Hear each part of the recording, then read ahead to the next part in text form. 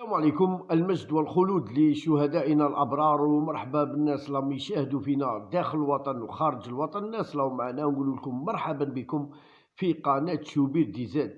اليوم الحصة تاعنا وين غادي نتكلموا على إسلام سليماني، وين الناس نساتها بالك. لا، الناس نساتها ولا يقارعوا له تا يلعب باش يماركي يخرجوا مياو مياو مياو مياو. هذا والفو كيما هكا.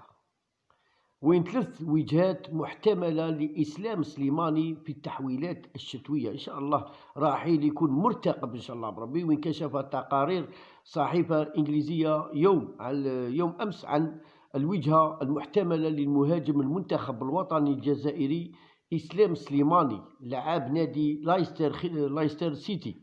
وين هذا إسلام سليماني نحتاجوه، خبرات تاعو في أدغال إفريقيا، يعني نحتاجوه مليح. كيما نهار اللي ديلور من عياد دوزيام ميطو كان فماك يدخل اسلام سليماني اللي عنده خبره كبيره كونتر نهار زيمبابوي. ما يدخلش كيسموه بونجاح ما قدم والو بعد دخوله. وين نقولوا باللي الدخول تاعو عطى فرصه كبيره للدفاع تاع زيمبابوي باش يلعب متقدم ويضغط على المنتخب الوطني الجزائري.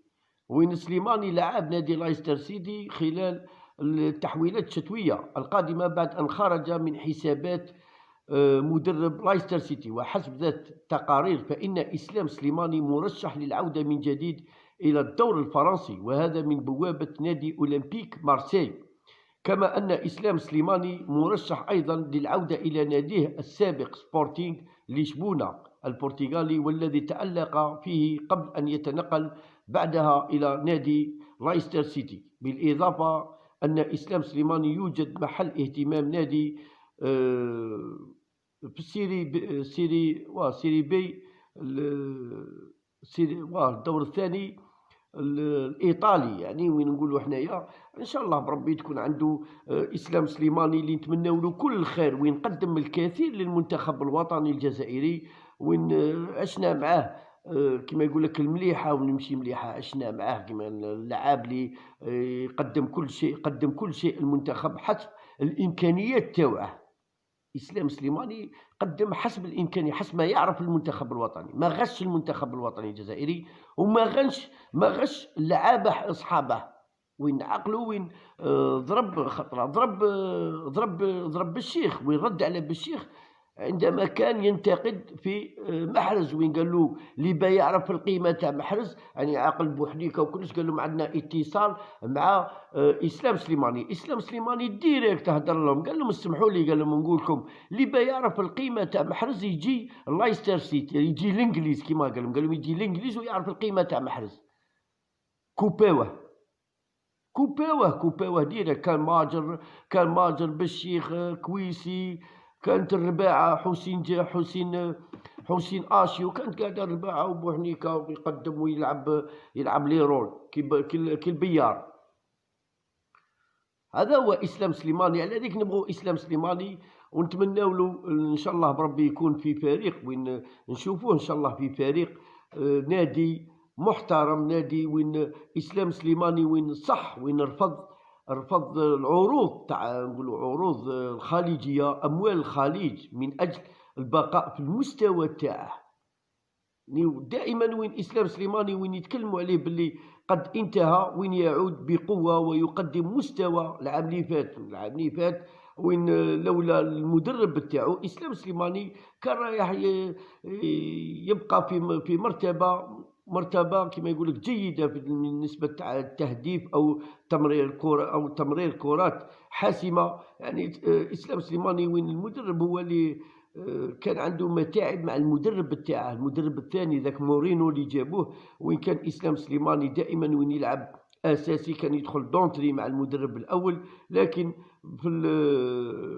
بعد ما جاء المدرب الثاني مورينو وهو اسباني، وين حط نقولوا باللي وين داره في الاحتياط، وشاهدنا كيفاش ولا يدخله في وقت اوقات حرجه. وشاهدنا وين سجل هدف التعادل، خاصه الهدف التعادل اللي سجله ضد باريس سان جيرمان في الوقت البدل الضائع، يعني وين صنع بها الحدث.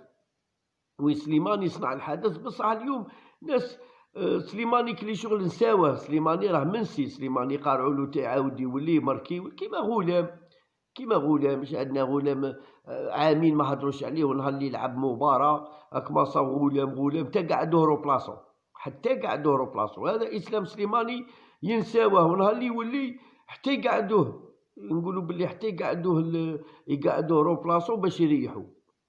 ويتحدث المهاجم المنتخب الوطني إسلام سليماني في الحوار الذي خاص به عن وضعيته الحالية مع نادي لايستر سيتي الإنجليزي، وين وضح طبيعة علاقته الحالية مع النادي وأسباب مشاركته الأخيرة مع راديف، وكشف عن استعداده للانتقال إلى نادي جديد خلال المرحلة التحويلات الشتوية، دون تقديم تفاصيل عن العروض التي وصلته. كما يتحدث إسلام سليماني في هذا الحوار عن غيابه الأخير عن المنتخب الوطني وطموحه للعودة وحلم المشاركة في مونديال قطر وتحطيم رقم تفاوت، مجددا دعوته للكف عن الحديث عن اللاعبين. زعما اللاعب تقصب في لاعب مغترب، راك تشوف كيفاش انت عندك لاعب ولدك هنا تربى هنا، زاد هنا باسبور اخضر، راح هرد كلش. المهم وين نقولوا بلي وين تكلم عن وضعيته في نادي لايستر، وين وضعيته واضحة، وين قال لهم عقدي مع لايستر ينتهي بنهاية الموسم الجاري، ومن الطبيعي أن يبحث نادي عن تحويلي لاستفادة ماديا قبل ذلك، وبدوري كان من الطبيعي أن أبحث عن انتقال إلى نادي آخر، على نقولوا باللي نادي آخر على الضوء هذا. كانت وين خرج حسابات وخطط المدرب لايستر سيتي، بدليل أنه لم يتم إقحامه في قائمة الفريق المشاركة في بطولة أوروبا لي. كان من المفروض أن يحدث ذلك خلال مرحلة التحويلات الأخيرة، للأسف لم يتحقق ذلك، وتم التأجيل إلى مرحلة التحويلات الشتوية، وهو ما استعاد له منذ الآن عبر التدريب بكل جدية واللعب مع الفريق الرديف. تشوف كيفاش وين نقولوا باللي وين تكلم على نقولوا باللي هو تكلم، قال لهم باللي أنا اللي طلبت نلعب مع الرديف، قال لهم في طول نقعد في المستوى تاعي، يلعب مع الرديف يتريني، يلعب مع الرديف يحضر الانتقال تاعو. وهناك وين تكلم على اتصالات، قال لهم أفضل عدم الخوض في هذا الموضوع لأنه سبق لأوانه، لا يجوز الحديث عن اتصالات وأنا لازلت مرتبط بعقد مع فريق آخر.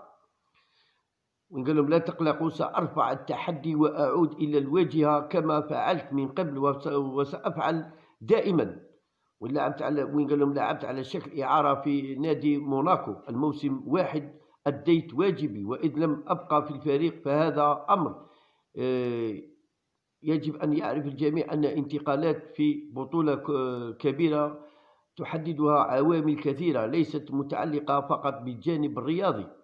صحيح كان هناك اهتمام واتصالات متقدمة جدا مع الفريق تاع نادي أولمبيك ليون، لكن هنا أيضا لا يمكنني الخوض في التفاصيل ما حدث والأسباب التي وقفت وراء عدم توقيعي لنادي ليون. ليس الغريب انتقالات لاعبين في عالم احتراف تخضع للعديد من المعايير خاصة المالية. منها المهم بالنسبة لي أنني قدمت صورة مشرفة عن اللاعب الجزائري والمحلي بشكل خاص، وتبقى شهادة البطل العالم وأوروبا مع منتخب فرنسي دافيد تريزيجي.